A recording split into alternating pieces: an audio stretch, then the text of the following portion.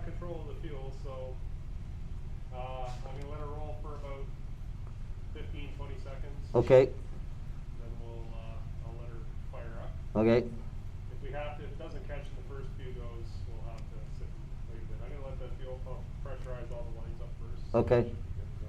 I would think so. Okay. You hear me whistle? Yeah.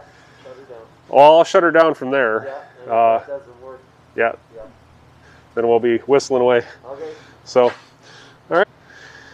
Okay, so welcome back to the Ontario Regiment Museum. It's Rich Bennett, the maintenance coordinator here, and we are back with our Leopard 1 power pack.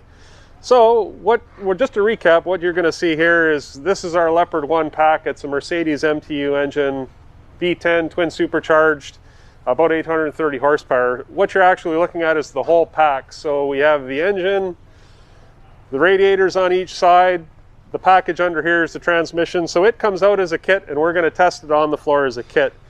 Previous videos we've talked about our hookups, but we'll just review for this one. We've got a pair of brake lines. This will test our brake circuit inside the tank. So this is supply and return so that we can check our brake system for leaks. It's powered off a pump off the transmission. We've got a pair of fuel lines that come from the fuel tanks inside the vehicle and power the engine here. And the rest of the electrical cords are all our electrical umbilicals that will allow us to control the tank from the inside, from the power side, and give the engine the power and the connections it needs for all the instrumentation.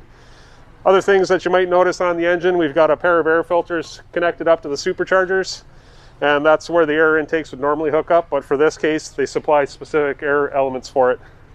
So, going forward, we're going to flip over to the other side of the engine now. We'll get it going. It should go now. Okay.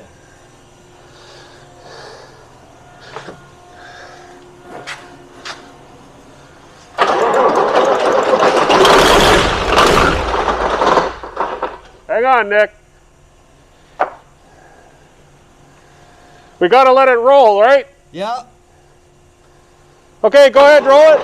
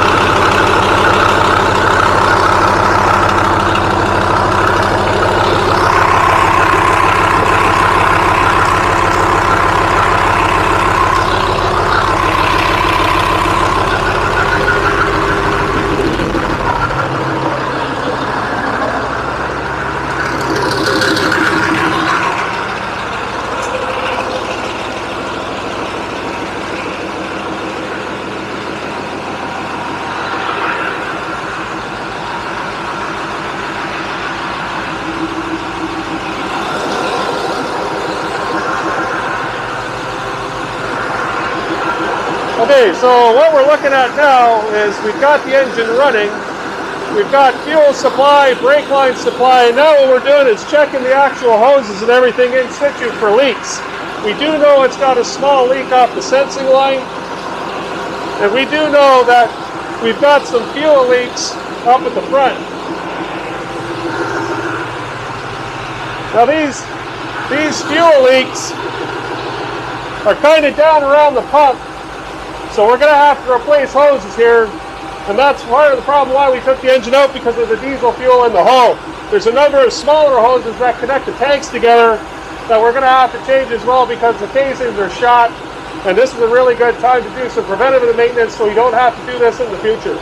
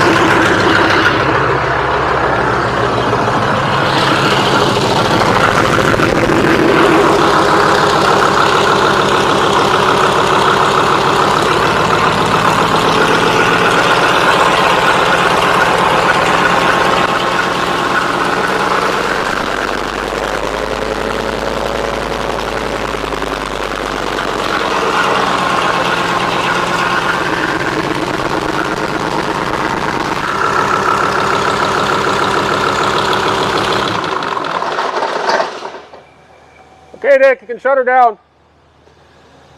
Okay, so what we can see is we definitely have fuel issues that we have to deal with. Up on top, this portion here is where all our fuel lines for each of the cylinders hook up to. This is our fuel injector pump. Whole component is about this long, and it takes a lot of stuff to get it out, so that's what we're going to be working with, because the whole fuel rail, the whole top of it, is all full of diesel fuel. So which means we've got a bunch of O-rings, some sealing plates that have to be replaced. This has been in service since 1978. It came to us about 4 or 5 years ago.